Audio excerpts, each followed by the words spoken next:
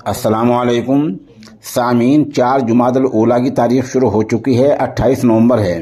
Social India news में आपका खैर मकदम है। खबर का उन्वान है मरकज़ निज़ामुद्दीन के बारे में हाई कोर्ट का अहम फैसला। खबर थोड़ी तफसील से सुनिए। आपको पता ही है कि कोरोना महामारी के दौर से मरकज़ निज़ामुद्दीन का मामला दिल्ली हाई कोर्ट में ज़ेर समाअत है। वहाँ इसकी समाअत और सुनवाई चल रही है।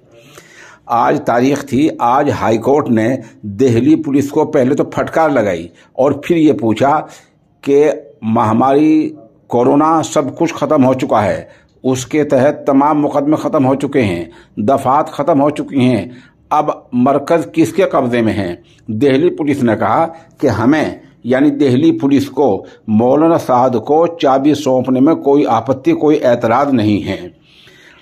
हाई कोर्ट ने फटकार लगा तो ये भी पूछा कि चाबी आपने यानी दिल्ली पुलिस ने किससे ली थी। हाई कोर्ट ने पूछा कि आपने यानी दिल्ली पुलिस ने चाबी किससे ली थी। पुलिस ने जवाब दिया कि मौलाना साद साहब से। फिर दोबारा सवाल किया, तब दिल्ली पुलिस ने हाई कोर्ट में कहा कि हमें यानी दिल्ली पुलिस को मौलाना साद को चाबी देने में कोई हर्ज नहीं है।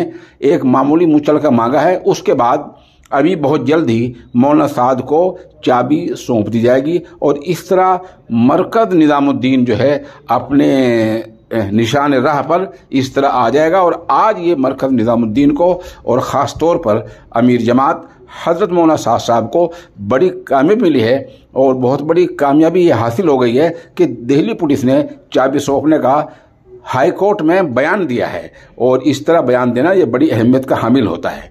अभी खबर ये इतनी ही है। खबर कोई अगर अपडेट होती है तो इंशाअल्लाह देर रात या कल सुबह अगला बुलेटिन जारी